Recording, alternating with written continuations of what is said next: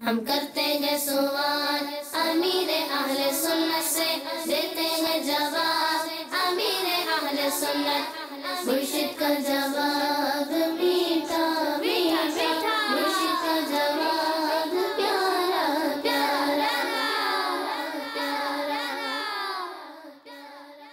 الحمدللہ رب العالمین والصلاة والسلام علی سید المرسلین، اما بعد فاعوذ باللہ من الشیطان الرجیم، بسم اللہ الرحمن الرحیم۔ الصلاة والسلام علیکہ یا رسول اللہ وعلی آلکہ واصحابکہ یا حبیب اللہ، الصلاة والسلام علیکہ یا نبی اللہ وعلی آلکہ واصحابکہ یا نور اللہ۔ السلام علیکم ورحمۃ اللہ وبرکاتہ۔ وعلیکم السلام ورحمۃ اللہ وبرکاتہ۔ کیسے مزاج ہیں آپ کے؟ الحمدللہ رب العالمین علی کل حال۔ آپ کی طبیعت شریف کیسی ہے؟ اللہ تعالیٰ کا فضل و احسان دامن مصطفیٰ ہاتھوں میں۔ واہ بھائی واہ، ماشاء اللہ۔ تو بھائی آج ہمارے سلسلے مدنی منوں کے سوالات اور امیر سنت کے جوابات کون کون سے گلدستے لے کر آئے ہیں ہم؟ دیکھیں، دو موضوع ہیں ہمارے پاس، ایک موضوع عدل کا ہے اور ایک خیانت کا ہے۔ عدل اور خیانت۔ عدل جیسے ہم کہتے ہیں عدل و انصاف عام طور پر، عدل کا معنی جو ہے نا وہ ہے درمیانی راستہ اختیار کرنا، اس کو اعتدال بھی کہتے ہیں، بڑا مشکل سا لفظ ہے، عدل کہلاتا ہے یہ۔ حضور صلی اللہ تعالی علیہ وآلہ وسلم نے فرمایا ایک دن کا عدل 60 سال کی عبادت سے افضل ہے، اور حضور نبی کریم صلی اللہ تعالی علیہ وآلہ وسلم نے ارشاد فرمایا انصاف کرنے والوں کو قرب الہی میں نوری ممبر عطا ہوں گے، نوری ممبر انصاف کرنے والوں کو دیے جائیں گے۔ انصاف بندہ اسی وقت کر سکتا ہے جی جب اس سے، یعنی یوں سمجھیں کہ دین پر عمل کرنے کا جذبہ ہو۔ بے انصافی، کسی کا حق دبا لینا، ایسے کام وہی شخص کر سکتا ہے جس سے آخرت کے دن پر یقین نہ ہو۔ دیکھیں، آپ سمجھیں عقیدہ جو ہوتا ہے، نظریہ جو ہوتا ہے، سوچ ہوتی ہے، وہ درست ہونے کے کتنے فوائد ملتے ہیں۔ مسلمان کی بے عملیاں جو مسلمان کر رہے ہیں وہ ایک طرف، کچھ نہ کچھ مسلمان دنیا مانتی ہے کہ باعمل ہیں، دین پر عمل کرتے ہیں، دین کی تعلیمات پر عمل کرتے ہیں۔ ان دو کے فرق کو سمجھیں، ایک مسلمان اور غیر مسلم کے فرق کو پہلے سمجھیں آپ۔ مسلمان عدل کی طرف آئے گا اس لیے کہ اس سے جو ہے نا اس کا ایک عقیدہ جو ہے نا وہ عقیدہ آخرت ہے۔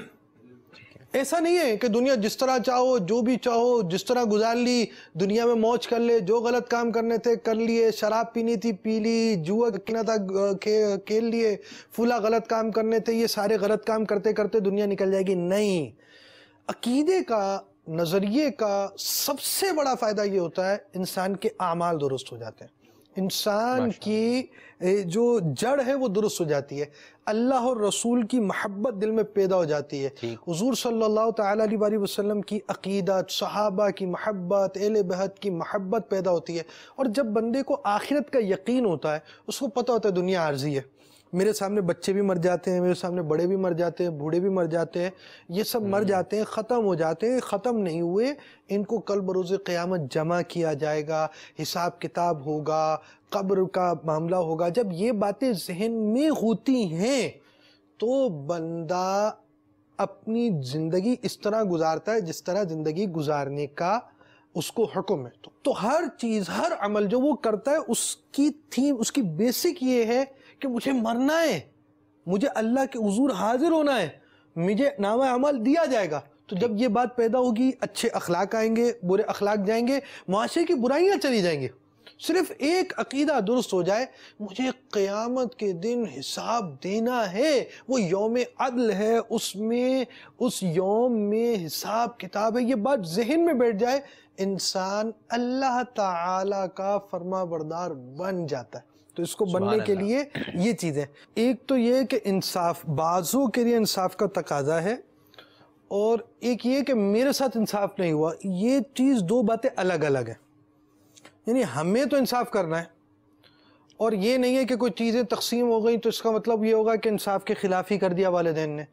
وہ ایسا نہیں ہے. ان کو بھی چاہیے کہ وہ ان باتوں کا لحاظ رکھیں، اور ساتھ ساتھ یعنی ہم اس چیز سے یہ چیز حاصل کریں، مدنی منع جو چیز حاصل کریں وہ یوں کریں کہ ہماری خواہش ہوتی ہے کہ ہمیں برابر ملے، صحیح ہے، ہمارے ساتھ انصاف ہو. جب ہماری خواہش ہوتی ہے اور ہم جس چیز کو بے انصافی سمجھتے ہیں، شرعاً بے انصافی ہو یا نہیں ہو، دین اسلام اس کو بے انصافی کہے یا نہ کہے یہ الگ بات ہے، لیکن ہم یہ چاہتے ہیں کہ جس چیز کو ہم انصاف سمجھتے ہیں ہمارے ساتھ ویسا ہی ہونا چاہیے. تو یہ بھی ذہن ہونا چاہیے جس جگہ مجھے انصاف کرنے کا حکم ہے مجھے وہاں پر انصاف کرنا ہے. اور اگر کسی نے میرے ساتھ ایسا نہیں کیا، ٹھیک ہے، جسے میں انصاف سمجھتا تھا، تو مجھے صبر کرنا ہے. یہ بات سمجھنی ہوگی. تو عدل کی بہت اہمیت ہے. آئیے آپ کو ایک مدنی گلدستہ دکھاتا ہوں. جی. میرا نام واصف رسول قریشی ہے. ابو مٹھائی لاتے ہیں، امی کہتی ہیں بانٹ لو، بڑے زیادہ لے لیتے ہیں. کیا بڑے زیادہ لے سکتے ہیں یا چھوٹے بڑوں کو برابر ملنا چاہیے؟ چھوٹوں کے کپڑے بھی چھوٹے امی بناتی ہے، بڑوں کے بڑے بنواتی ہے. تو بڑوں کو اگر زیادہ دیا امی نے تو کیا ہوا، آپ صبر کر لیا کریں، آپ کے بھائی کو ہی تو ملا نا. تو اس میں اگر چھوٹوں کو ویسے زیادہ دیا، بڑوں کو کبھی زیادہ دیا، تو اس میں دل میں برا منانا نہیں چاہیے. امی ابو اس طرح کا جو بھی کام کرے نا وہ اس کو اوکے کر دیا کرے. البتہ والدین کو بھی چاہیے کہ وہ ایسے انداز اختیار نہ کریں جس سے بچوں کے دل ٹوٹیں، آپس میں منافرت ہو، حسد ہو، غیبت کے دروازے کھلیں. اب جیسے ایک بچے کو زیادہ پیار دیا، دوسرے بچے کو کم پیار دیا، تو اس سے وہ جس کو کم پیار ملا نا اس کو دل میں نفرت پیدا ہوگی. اور یہ منع بھی ہے ایسا کرنا. دونوں کو اس انداز میں رکھے کہ بچوں کے دل میں کوئی ایسی بات نہ آئے کہ ماں باپ مجھ سے نفرت کرتے ہیں، مجھے پیار نہیں کرتے، اس کو زیادہ پیار کرتے ہیں. اس سے بچنا ہوگا. واللہ تعالی اعلم ورسولہ اعلم عز وجل وصلی اللہ تعالی علیہ وآلہ وسلم. صلو علی الحبیب صلی اللہ تعالی علی محمد. اسی طرح اگر کسی مدنی منع کو ابو جو ہے زیادہ چیز دے دیتے ہیں یا امی زیادہ چیز دے دیتی ہیں اور کسی کو کم مل جاتی ہے، اب جس کو زیادہ مل گیا وہ خوش نہ ہو یہ کہ اپنے چھوٹے بھائی کو دکھا رہا ہے، دیکھو مجھے تو ابو نے یہ دیا، مجھے امی نے یہ دیا، آپ کو کیا ملی اتنی سی چیز. تو ایسا ماحول نہ بنائے. جس کو زیادہ ملا ہے وہ بھی شکر ادا کرے، جس کو کم ملا ہے وہ بھی شکر ادا کرے. اور وہ اس لیے شکر ادا کرے کہ کم ملا، اگر نہیں ملتا تو مل تو گیا نا.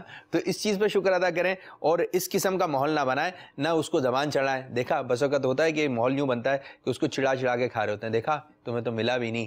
تو اس طرح ماحول نہیں بنانا چاہیے. اگر ابو کوئی چیز لے کر آئے، امی کوئی چیز لے کر آئے اور آپ سو رہے تھے، اب وہ ایسی چیز ہے کہ آپ کے اٹھنے تک وہ چیز خراب ہو جائے گی، بھائی نے کھا لی، تو وہ بڑا بھائی جو ہے اب وہ ایسی باتیں نہیں کرے نا، چھوٹی چھوٹی بات، ایک بڑا بھائی بڑے والی باتیں کرے گا. اب بس وقت اس کو بتاتے ہیں، چڑھاتے ہیں، ہم نے جو ہے رات میں یہ کھایا تھا.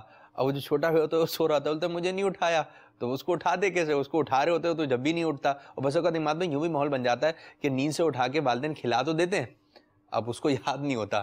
جب صبح اٹھ کے جو اس کے جو ریپر وغیرہ پڑے ہوتے ہیں، ڈبہ پڑا ہوتا ہے، بولتا ہے کس نے کھایا تھا؟ یہ بولتے ہیں سب نے کھایا تھا. میں مجھے نہیں کھلایا، نہیں آپ کو کھلایا تھا.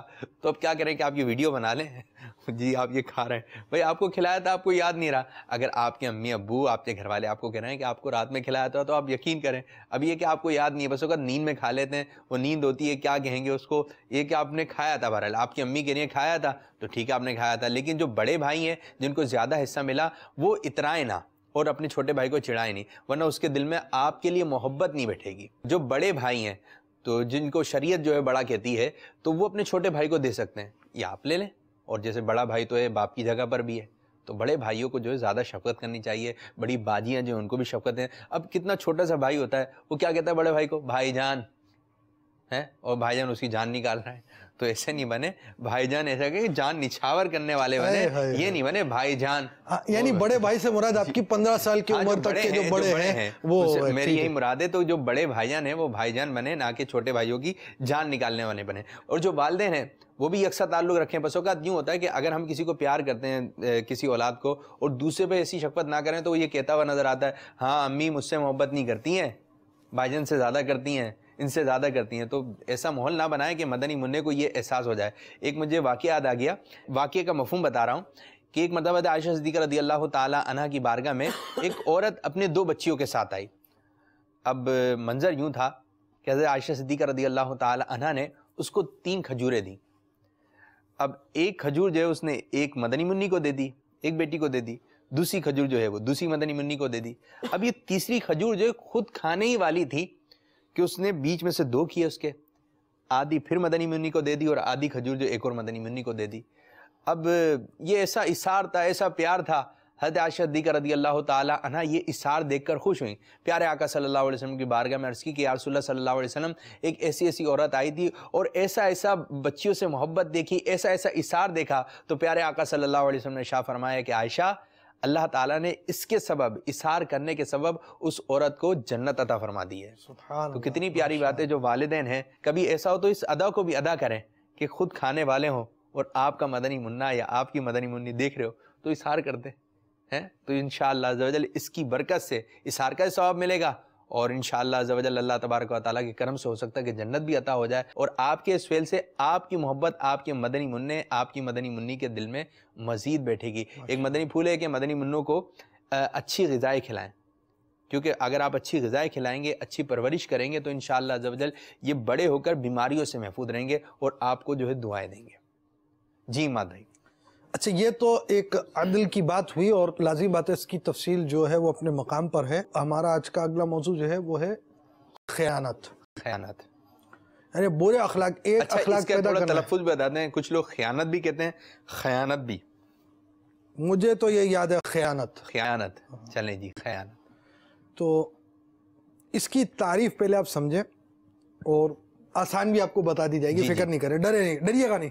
ٹھیک ہے. نہیں اجازت شرعیہ کے بغیر کسی کی امانت میں تصرف کرنا خیانت کہلاتا ہے. تصرف جی، کسی شخص کی اجازت کے بغیر، نہ شرعی اجازت ہے نہ اس کی اجازت ہے، اور اس کی چیز کو استعمال کر دیا، کسی طور پر بھی استعمال کیا تو یہ خیانت ہوگا. مثلا کسی نے ٹافی پکڑائی کہ پکڑو میں تھوڑی دیر میں آتا ہوں، ہو سکتا ہے واش روم چلا گیا ہو، آپ کو دے کر میں آ رہا ہوں، اور آپ نے کہا ہم تو بیٹھے ہی تھے ساتھ میں کہ کچھ مل جائے اور کھا گئے، تو یہ خیانت ہو جائے گی. یہ خیانت ہے. ٹھیک ہے. ہاں وہ یہ ہے کہ امی ابو نے ٹافی دی، ابو نے دی کہ میں آ رہا ہوں، اور آپ کو پتا ہے کہ ابو کی چیز کھا لے تو ابو تو خوش ہوں گے، کچھ بھی نہیں کہیں گے اور شفقت فرمائیں گے. ابو کی کھا لیجیے گا. بھائی کی کھاتے ہوئے سوچئے گا یہ نہ کہ بھائی کو ایک ٹافی کھلانے کے بعد کچھ اور بھی کھلا دے آپ کو، تو مسائل ہو جائے گے. حضرت سیدنا عبداللہ بن عباس رضی اللہ تعالی عنہما کی خدمت میں کچھ لوگ حاضر ہوئے اور عرض کی ہم سفر حج پر نکلے ہیں، ایک جگہ ہمارا قافلے کا آدمی فوت ہو گیا. ہم نے اس کے لیے جب قبر کھودی تو ایک بہت بڑا کالا سانپ بیٹھا نظر آیا جس نے قبر کو بھر رکھا تھا. اسے چھوڑ دیا، دوسری قبر کھودی تو وہی سانپ نظر آیا. آپ رضی اللہ تعالی عنہ کی خدمت میں اس کے حل کے لیے حاضر ہوئے. بتائیے اب کیا کریں؟ یہ ایک قبر کھودی، دوسری کھودی. تو حضرت سیدنا عبداللہ رضی اللہ تعالی عنہ نے فرمایا یہ اس کی خیانت کی سزا ہے، اسے ان دونوں میں سے کسی ایک قبر میں دفن کر دو. خدا کی قسم اگر اس دنیا کی ساری زمین بھی کھود ڈالو گے تب بھی ہر جگہ یہی صورتحال ہوگی. بالآخر لوگوں نے اسے سانپ بھری قبر میں دفن کر دیا. واپس آ کر اس کا سامان اس کے گھر والوں کو دے دیا اور اس کی بیوہ سے اس کے برے اعمال کے بارے میں دریافت کیا تو اس نے بتایا کہ کھانا بیچتا تھا اور اس میں خیانت کرتا تھا. اس طرح اس میں سے اپنے گھر کے لیے کچھ نکال لیتا اور پھر کمی پوری کرنے کے لیے اتنی ہی ملاوٹ کر دیتا. مثلا آٹا تھا، گھر والوں کو یہ 10 کلو 20 کلو آٹا ہے، اس میں سے 1 کلو آٹا گھر والوں کے لیے لے لیا. اب 1 کلو جو نا وہ بھوسا وغیرہ کوئی چیز اس کے اندر ڈال دی تاکہ وہ 20 کلو کا 20 کلو ہو جائے اور 1 کلو جو ہے گویا ایک طرح سے نفع کے طور پر مل جائے. لیکن حقیقتاً کتنا نقصان ہوا، کیسا نقصان ہوا، دنیا کے لیے عبرت ہو گیا. ایسا ہوا، ایسے بری حالت ہوئی. تو پیارے مدنی منو، خیانت کرنا گناہ ہے. جب دل میں خوف خدا ہو اور ہمارے ذہن میں یہ بات ہو کہ ہمیں اللہ تعالیٰ دیکھ رہا ہے، تو جب بھی برائی کی طرف شیطان وسوسہ ڈالے گا ہم وہ برائی کرنے سے ڈرتے رہیں گے کہ اللہ تعالیٰ ہمیں دیکھ رہا ہے. اسی طرح جب آپ کے پاس کوئی امانت رکھوائی جائے تو یہ بات ذہن نشین کر لیں کہ اگر آپ نے خیانت کی تو امانت رکھنے والے کو اگرچہ معلوم نہ بھی ہو تب بھی اللہ تعالیٰ تو جانتا ہے. جب یہ ذہن بن جائے گا تو انشاءاللہ الرحمن برائیوں سے بچنا آسان ہو جائے گا. پیارے مدنی منو نیت کر لیں کہ انشاءاللہ عز و جل خیانت نہیں کریں گے انشاءاللہ عز و جل. مزید اماد بھائی کیا مدنی گلدستہ دکھا رہے ہیں؟ اس کے تعلق سے بھی آپ کو ایک مدنی گلدستہ دکھایا جائے گا. السلام علیکم ورحمۃ اللہ وبرکاتہ. وعلیکم السلام ورحمۃ اللہ وبرکاتہ. My name is Fizan Jameel and I am a student of Hifz in Madrasatul Madina, Bradford, UK. My question is, if another student from my class tells me to take care of his belongings, example, book, pen, notebook, am I allowed to use them without his permission? کسی نے میرے پاس امانت رکھوائی، مثلا قلم یا کاغذ یا قلم یا کاپی، تو کیا میں اس کی اجازت کے بغیر استعمال کر سکتا ہوں؟ یہ سوال کیا انہوں نے. تو اس میں یہ کہ امانت کو تو استعمال نہیں کر سکتے، اور اگر وہ نابالغ ہے جس نے آپ کو دیا ہے تو اس کی اجازت سے بھی استعمال نہیں کر سکتے. واللہ تعالی اعلم ورسولہ اعلم عز و جل وصلی اللہ تعالی علیہ وآلہ وسلم. صلو علی الحبیب صلی اللہ تعالی علی محمد. پیارے مدنی منو، ایک تو امانت آپ نے سمجھ لی، کوئی آپ کے پاس چیز رکھوا کے جا رہا ہے تو آپ اس کو استعمال نہیں کر سکتے. اسی طرح کسی کے گھر میں جانا ہوتا ہے، مدرسے میں جانا ہوتا ہے یا مسجد میں چلے آتے ہیں تو کچھ ایسی چیزیں ہوتی ہیں کہ ان کو ہاتھ لگانا بھی منع ہوتا ہے.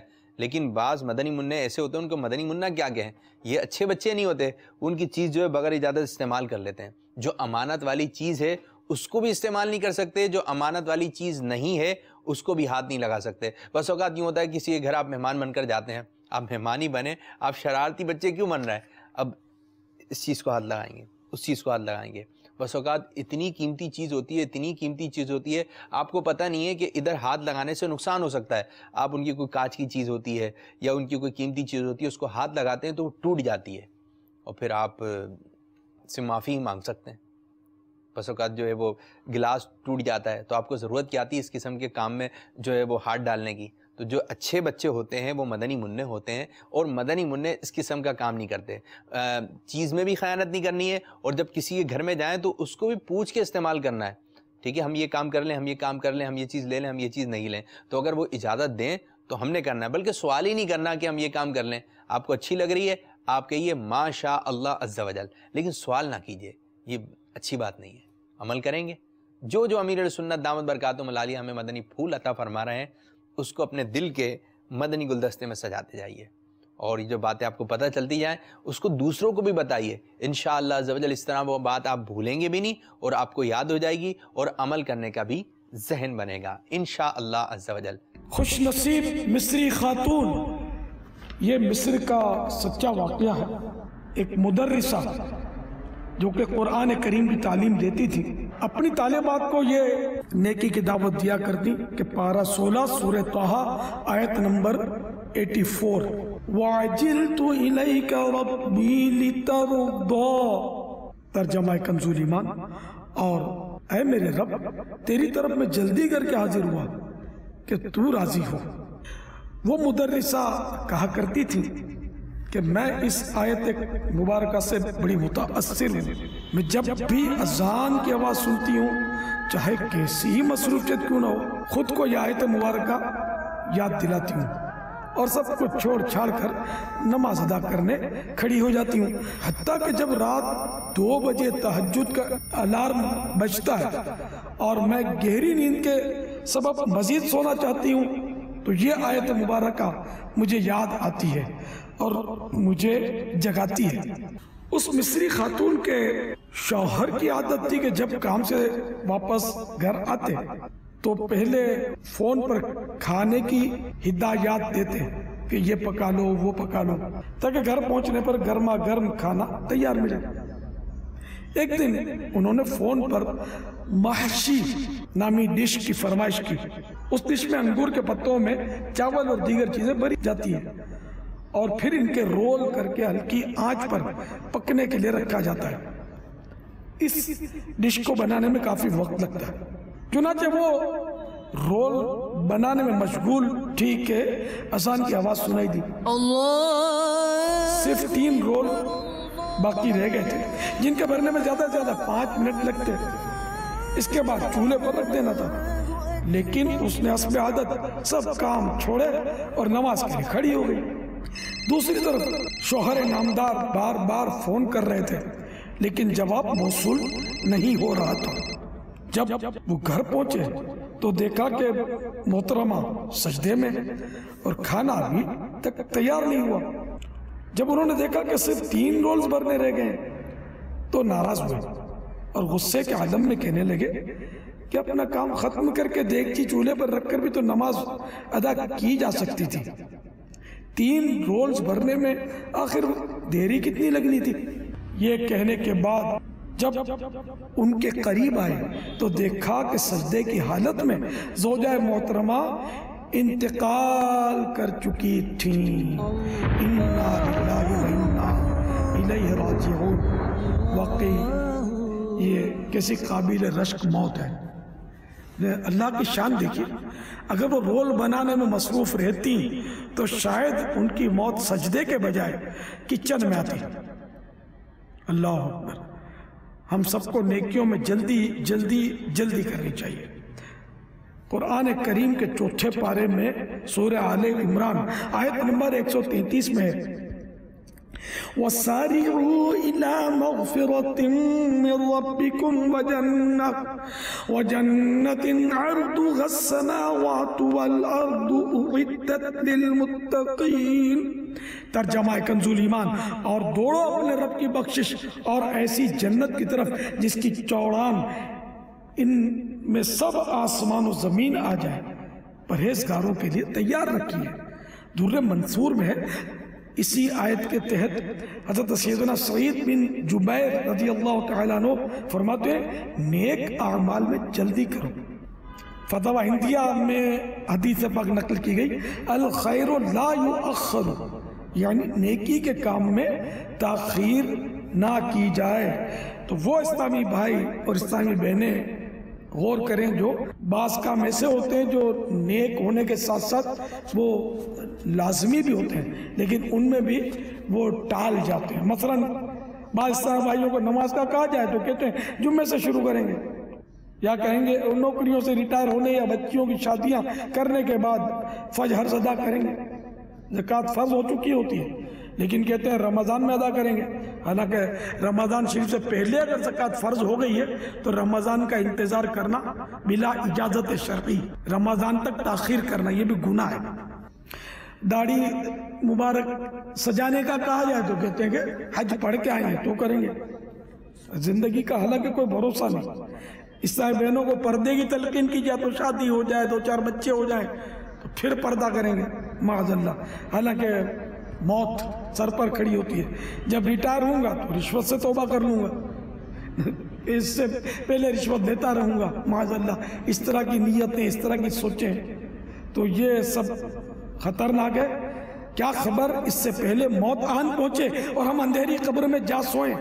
لہذا زندگی کو موت سے پہلے غنیمت سمجھتے ہوئے جلد تر نیکیاں کما لینی چاہیے. کچھ نیکیاں کما لو، جلد آخرت بنا لو. کوئی نہیں بھروسہ ہے اپنی زندگی کا. یاد رہے بعض اعمال ایسے بھی ہیں جن میں تاخیر مستحب ہے، لہذا ان اعمال کو ان کے شرائط کے ساتھ تاخیر سے بجا لانا افضل ہوتا ہے. مثلا ساحری میں تاخیر افضل ہے. صلو علی الحبیب صلی اللہ تعالی علی محمد. ہم کرتے ہیں سوال امیر اہل سنت سے، دیتے ہیں جواب امیر اہل سنت، مرشد کا جواب میٹھا